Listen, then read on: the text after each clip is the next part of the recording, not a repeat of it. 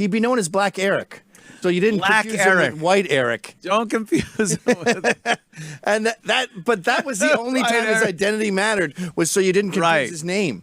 Tucker Carlson got in shit for, they dug up some old clip of him saying, when I was young, you were just, if your name was Derek, you were Derek. If your name was Mike, you were Mike. We didn't even go beyond that. Yeah. We didn't know what their politics were per se.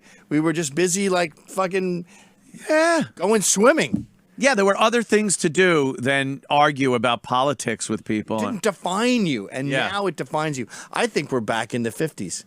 Oh, my God. We're in the era, it's revenge of the hurt. We're going to have rumble seats soon and fucking switchblades. Oh, would that be great? The Jets and the Sharks.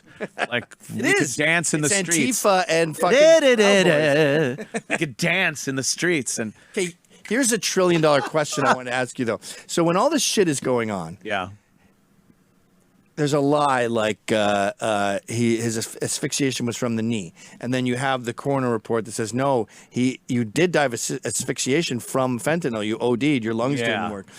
We're in a unique situation where when someone says that dumb lie, you can put that up there. Or when they say a dumb lie, like most mass shooters are white. You go actually, and then you have a picture. And you show them all. Yeah. So in a way, that's a good thing about social media, because you can nip all these lies in the bud. But on the other hand, I think, does that even help? Like, do people change their fucking mind? Bud, the good part of social media being nipping into the bud is the bad part of social media is it never would have come to a bud in the first place. Yeah. Like that seems to be the way that a massive amount of people can get misinformed. And the fucked up thing is the social media companies have decided they're going to be the ones that say this is true, this is false. The false ones have to get wiped out, and we'll keep the true ones up there, when in essence it's completely the opposite.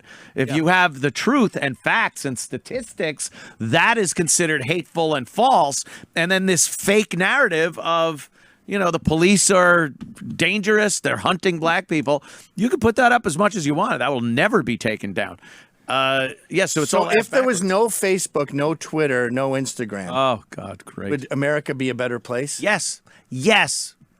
Abso-fucking-lutely. Think back before social media. We had our problems. We were divided, polarized politically on certain topics, and everyone would argue politics. That fucking Reagan, what a piece of shit. Oh, he's the greatest president, the shining light. And Clinton, the pervert, he fucked this one, that one. Like, you'd get that. It was superficial. But it was superficial. It wasn't what you lived your fucking life for every goddamn day. Yes. Every day. It didn't shatter Thanksgiving. It didn't shatter Christmas. Yeah. Don't talk politics at the table. We all knew this. It was kind of a fucking hot topic. Vietnam maybe was super polarizing. That's the only thing I really think came close to this. And I used to think it transcended the division we have now, but no fucking way. Even during Vietnam, I don't think we were as divided as we are right now. You'd still have Thanksgiving dinner. You'd still have Christmas. Yeah. You could have the hippie fucking kid and the hard hat dad, and they're going to sit down and, I love you, Pop. I love you, son.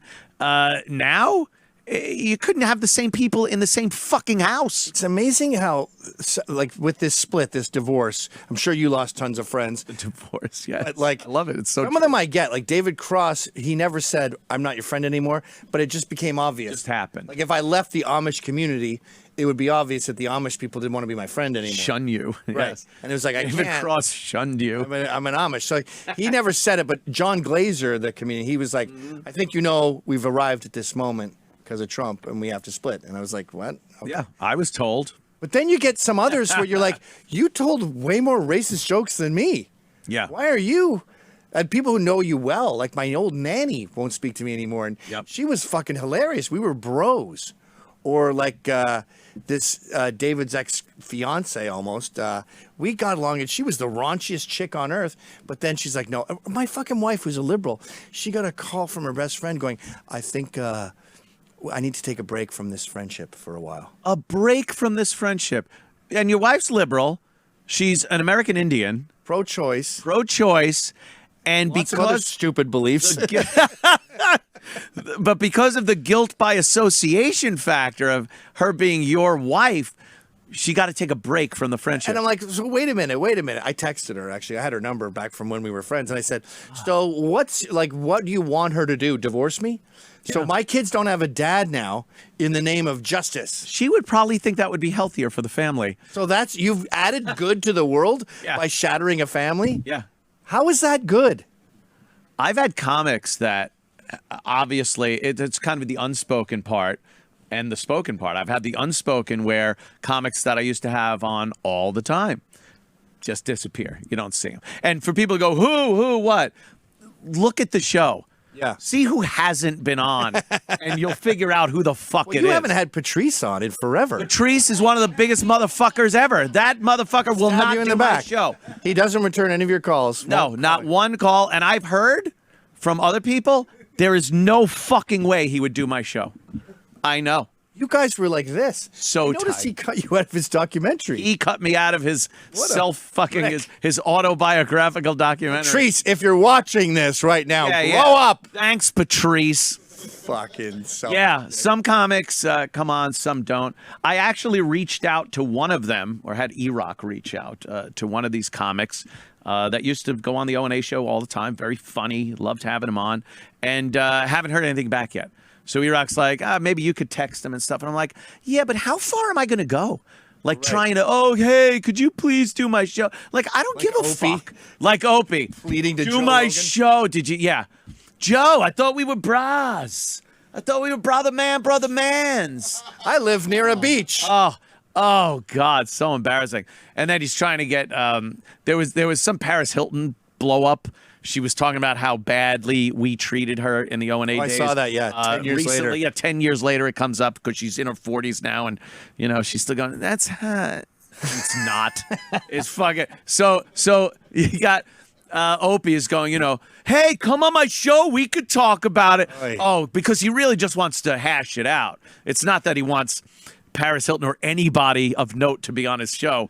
It goes back to what you're saying about shame. Like, have some shame. Have some shame. I would never, when Joe Rogan canceled my shows and deleted them from his Spotify, I just went, all right, well, fuck you. The last thing I'm going to do is be like, Joe, can I come on your show? You got to spin around with your phone. Can I discuss, Joe, man, brother man. Can I come back on your show? That's a tough nut. 100 million. Oof. And then Spotify tells you to take them off, and you go. I thought it was only 10 million. He got 100 million? He got $100 million from I would Spotify. kill me if I was him. Yeah, that's why I was just like, there's 100 million. Eat Gavin McInnes' entire family. Now, the good news is you have a month to break them into small bits and deep fry them. Right. You can eat it with rice. Done. So, I'm like. But I hate how he talks about how I'm Mr. Free Speech. I'm not censoring anything. I'm leaving some of my faves on YouTube, and then I'm going to bring them over later. Yeah. It's like, just don't lie. Don't even discuss it. Just when Milo and I come up, just drop it. Actually, there was a ton that were killed. Some of them were with like liberal dudes, but Joe said something bad about trans or something. And they have to cut that out. Yeah, Joe has his opinions. And I don't think I think the vast majority of them are fine, but there are some that don't jibe with society's bullshit thoughts right now. He's a normal human being. He has our basic, he has our politics. Of course. When the trans issue is his transgression was talking about an MMA dude. What was it, Jamie Foxx or whatever? Yeah, that Fox something, just pounding a woman, pounding her. Yeah, I boxed a woman recently. And it is fucking disturbing. How easy it is. Well, she's in great shape. She's like 20. And they're all like, oh, you got Julie today, Gavin, in sparring. And I'm like, oh, fuck. And then she takes my oh, fuck as like I'm scared. So she's doing this like, hi. Oh, no, trying to like taunt you. I can't let this stand. No, of course. Can't be like Gavin's scared of Julie. So we're in the ring, and you're just basically when you fight a girl, which should never happen, but you just block and you let her. That's what you do. Hammer you, which I would do bite her hand. Unless I get this hi, your worst nightmare has arrived. So for like 4 seconds, I just wailed on her. Oh, it was just like wham. What happened to her John Wick moves? Wham. And then she hit you with a back kick, right? Nope. She went spinning back kick. No, I've never done that before. I thought that's how they. And then the coach's like, "Are you okay?" And they were like, "Take it easy." And she's like, "Yeah, I got it. I'm fine." and she's been weird ever since. And I tell you, I felt unusual for 30 hours. It's like you're supposed to. It was like I had fingered a guy's asshole or something. I just felt like, and you'd forget. You'd be like, why do I feel weird again? Oh, yeah, I punched a woman in the head for 4 seconds. Oh, my God. That's awesome. In a suit. This wasn't the actual but it's not natural. Like, no, it's a very unnatural so fucking unnatural. Did you see that meme recently? I don't even know if it's a joke. It doesn't matter if it's a joke. But it was like 90% of heterosexual men refuse to pay attention to a woman's penis. Hilarious. That is fucking Mad Magazine, National Lampoon, Onion, Babylon Bee headline. I honestly think you're supposed to like lick the bag like it's a pussy. Like it's a pussy. Now, surely they might inadvertently discover blowjobs. Where like, all of a sudden you're like, really good when you make a vagina shape with your mouth and you go up and down on my, I guess it's an engorged clit or it's a big clit. Penis. Can you suck on my penis again? Yeah. Could you shuffle around my my labia lips with the 2 things inside of them? It hurts when you lick my bag really hard. Or on either side of my completely sealed up vagina. They go to fucking OBGNYs, whatever. They go to fucking these doctors. Like, what's her name? OBGNC. Gigi Gorgeous. She has a cock. Her husband has a cunt. They're trying to conceive. It's not working. I don't know why. They're a heterosexual couple. Right. She's just Vince Neil that point, on Too Fast for Love, and he's fucking Katie Lang. At that your point, dick you're a in your husband's couple. cunt, dude. Yeah. But he goes to an OBGYN and sits down in the stirrups. And this poor fucking doctor who studied pussies for 12 years has to look at a cock and balls. That's ridiculous. And it's stupid because that's probably not his line of work, like his expertise. Like, I know the pussy. Your vagina's sealed shut. The back of my fucking, like the palm of my hand. Each one of your labia has an engorged tumor in it that's... Yeah, we have to remove that. And your clit, I mean, you're fucking... Yeah. You need a clit reduction. And we'll have to chop through this scrotum to find your vagina. That's obviously... a hole here. We got to get back to your that. vulvic canal. Like a tree that engulfed a bicycle that was sitting for a century against it. We need to...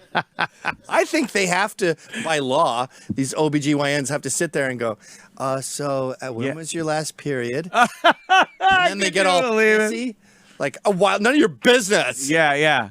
Okay. We're going to check you now for ovarian cancer. You're very low on ovaries. Did you bring any ovaries with you today? They're fine. Low on ovaries. They look like vas deferens for some reason. And then, does a urologist have to look at her husband's cunt? I don't think we're there yet. That would be weird. Did you get shot in the bag? What happened? There's a hole in your bag. Well, your prostate doesn't seem to have any growths on it. As a matter of fact, there's not even a prostate here. This is the easiest prostate check I've ever done. Yeah, I think we can skip it, actually. Hey, look. I can look at your vagina and know your prostate is fine. I think prostate cancer comes up, because these trannies are at risk for prostate cancer like anyone else. And the OBGYN goes, I would like to refer you to a urologist. What? Why? Do you refer all of your female clients to a urologist? No, but most of them don't have cocks. That's the problem. Therein lies the problem. So then they have to They have to violate their Hippocratic oath and let the guy die of prostate cancer. Right. Sorry, I don't want to get sued. You know what? Doctors are becoming the new cops, where they're just like, I'm not showing up. I can't do this. Your pussy looks fine. You're great. Yeah, you're going to have kids tomorrow. I don't know how it got to the point. Remember when doctors, they would talk about doing surgeries that people didn't deem necessary, and the Hippocratic oath came up, and ethics and everything. Now you'll have doctors that will just